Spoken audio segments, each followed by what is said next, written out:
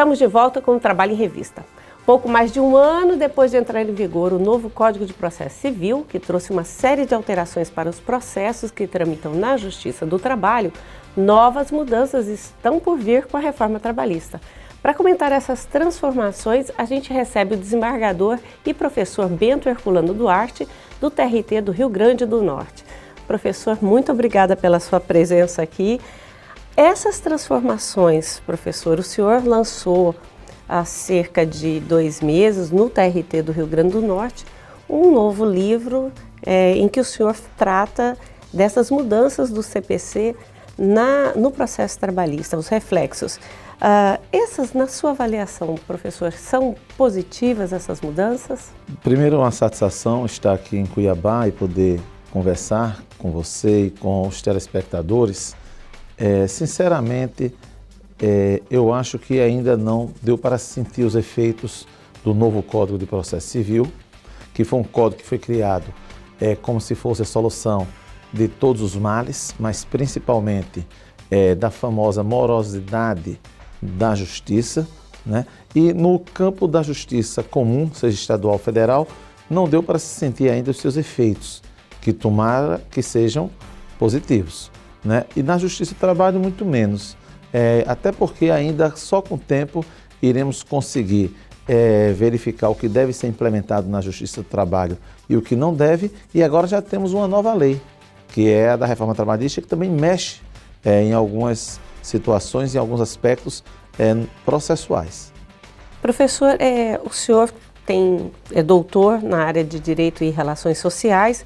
Essas transformações, com esse seu olhar de pesquisador, de quem pensa isso, essas transformações do direito atendem um anseio da sociedade? A gente está bem com essas mudanças? Olha, em relação ao Código de Processo, né, o que é um Código de Processo, para que as pessoas possam entender? É um código onde estão as normas que vão regulamentar a tramitação dos processos que correm na justiça brasileira. Em relação a isso, esse código veio substituir um código de 1973 e ele trouxe algumas inovações muito profundas. Mas, como eu falei, ainda não deu para se sentir.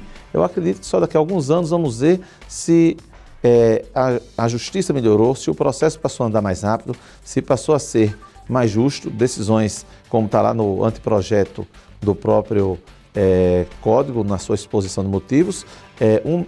Um dos motivos, um dos objetivos do novo código é fazer com que, propiciar que o juiz possa decidir da maneira mais rente possível da sociedade. E houve uma mudança muito profunda, inclusive também com a questão de termos mais igualdade e segurança jurídica. Ou seja, uma pessoa não pode ter uma situação e ter uma sentença favorável e o seu vizinho ter a mesma situação rigorosamente idêntica e ter uma situação desfavorável. Então é um dos pontos tocados pelo Código. No campo da reforma trabalhista, eu tenho a impressão que a sociedade ela não conseguiu alcançar a importância dessa reforma, porque ela afeta cerca de 80 milhões de pessoas que são os empregados no Brasil, né? Ou a massa de empregados. E ele foi feito em regime de urgência, inclusive, na Câmara dos Deputados, e no Senado foi de uma rapidez enorme. Então, eu rogo que ele seja um código, na verdade não é um código, uma lei que de fato modernize a legislação trabalhista, mas tenho muito receio, porque faltou um debate, um diálogo, né?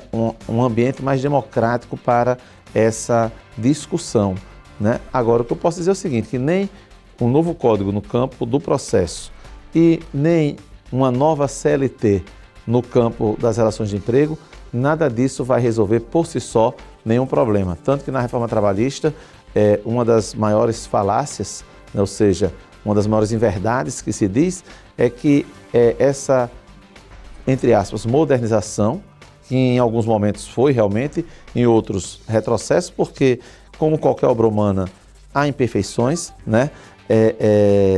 Mas a inverdade é que, por si só, a nova CLT vai gerar empregos. O que gera empregos, fundamentalmente, é crescimento econômico. Além dessa questão da geração de emprego, professor, se falou muito que a reforma trabalhista iria desafogar o judiciário trabalhista, reduzindo o número de processos. Qual que é seu entendimento sobre isso? Não há dúvida que esse foi um dos objetivos principais, né? Há muito tempo a gente convive com, aí eu vou até ser mais incisivo, com mentiras, como que no Brasil nós temos a grande concentração de processos trabalhistas no mundo. Isso não é verdade. Na Espanha, por exemplo, proporcionalmente, há muito mais reclamações trabalhistas do que no Brasil. Estou falando de um país europeu. É claro que não é saudável nós termos um grande volume de demandas, mas eu quero lhe alertar que nós temos no Brasil mais de 100 milhões de processos judiciais em tramitação atualmente, nos encaminhando para 110 milhões. Todo o judiciário. Todo o judiciário. Então, o problema de nós termos essa cultura de litigiosidade, ela não está exclusivamente na Justiça do Trabalho, como procuram algumas pessoas fazer transparecer, tentam convencer. Esse é um problema cultural de dois lados. De um lado é porque as pessoas não têm o cuidado de cumprir a legislação, confiando em uma impunidade. E, por outro lado, é porque também, apesar dos pesares, a justiça ainda tem uma credibilidade perante a sociedade. Então, o cidadão, ele prefere, ao invés de buscar mecanismos de solução direta entre os litigantes, por exemplo, se há uma batida de carro, ao invés de tentarem exaustivamente resolver aquele problema, no primeiro impasse, então, aquele que se sente prejudicado vai até o Poder Judiciário. E no campo da justiça do trabalho, especificamente com a reforma, também acho que só o tempo vai dizer, porque eu tenho a impressão que, de início, vai realmente haver um acréscimo até no número de demandas, porque tem muitas dúvidas, mas depois, até porque se atacou a questão do acesso à justiça, por exemplo, retirando a gratuidade do processo trabalhista em algumas circunstâncias. Então, talvez com o tempo, de fato, reduza, mas, repito, esse não é um problema da Justiça do Trabalho. Desde o Supremo Tribunal Federal, um acordo constitucional com quase 100 mil processos ao ano, um tribunal como o Superior do Trabalho, que é um tribunal superior, né, com 300 mil processos ao ano, né, na Justiça comum, que a gente conhece como Justiça Estadual, quase 70 milhões de processos em tramitação no Brasil. E temos que considerar o seguinte também, no Brasil nós temos uma rotatividade enorme na mão de obra. Então, se você tem 30 milhões de pessoas mudando de emprego no ano, 3 milhões de processos é 10%, 90% não bate nas portas da Justiça do Trabalho, até porque tem uma grande dificuldade de assim fazê-lo. Até porque se estiver empregado, a gente sabe que ele, na prática, né, teoricamente ele pode ir, mas na prática, se ele for, ele perde o emprego dele. Então ele pode ter um desrespeito enorme de seus direitos, mas não pode ter esse acesso à justiça. O senhor falou há pouco tempo atrás aí sobre o novo CPC, que ainda não é possível ter a extensão do impacto dele na prática, né, no volume processual, enfim, na tramitação dos processos.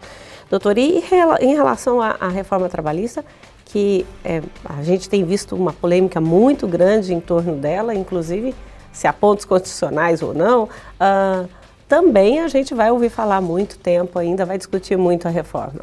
Bastante. Você tocou num assunto interessante, né? Algumas pessoas dizem que procuradores do trabalho e até juízes de trabalho, alguns não querem cumprir a legislação.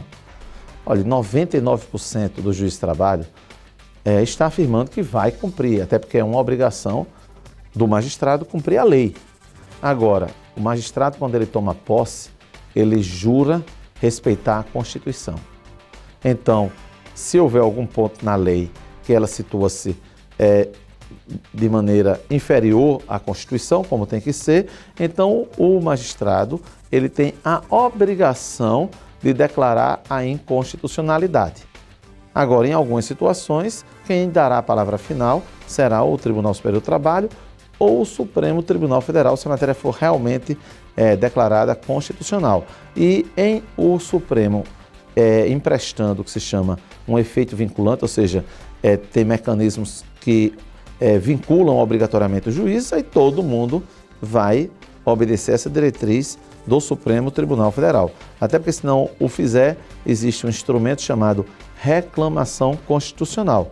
Então, a gente tem que desfazer esse discurso de que os juízes não querem cumprir a legislação. Não, mas toda legislação infraconstitucional há de passar pelo chamado filtro de constitucionalidade. E no caso da reforma trabalhista, ainda há o que se chama filtro de convencionalidade, porque já se aponta algumas inconsistências na lei aprovada no tocante às convenções da Organização Internacional do Trabalho, que teriam sido descumpridas. Doutor, e o senhor está aqui em Cuiabá participando de um evento de capacitação de magistrados e servidores com relação à nova reforma trabalhista, que é uma capacitação, uma atualização que todos os magistrados do país inteiro estão fazendo. Eu tenho rodado vários cantos do Brasil, né? Acho que só este ano já foram umas 40 ou 50 participações, porque tem dois aspectos, ou até mais, que temos que ver. Primeiro, a importância do tema, a sua abrangência. Não são poucas pessoas que serão abrangidas, né? Como eu falei há pouco, em torno de 80 milhões de pessoas alcançadas por essa reforma. Depois, porque o projeto que veio do Poder Executivo, do Ministério do Trabalho, e esse foi amplamente discutido, ele alterava 7 artigos da CLT.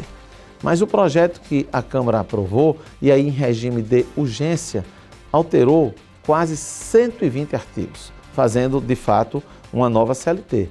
E quando chegou no Senado, nós chegamos ao cúmulo do senador relator, o senador do Espírito Santo, dizer o seguinte: tem alguns pontos errados.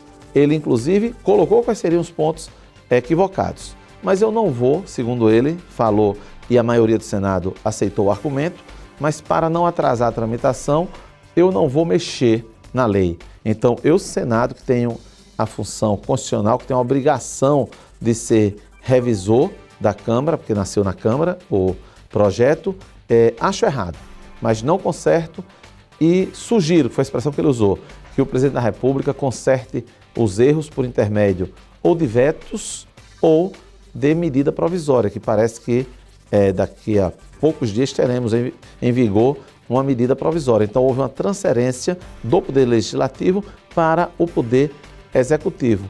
E essa medida provisória, eu creio que irá atenuar alguns equívocos na lei, reconhecidamente, como eu falei, tem coisas boas, mas tem coisas ruins também, né? Mas faltou esse ambiente democrático, uma discussão maior. E se alguém disser houve uma discussão vasta, não é verdade.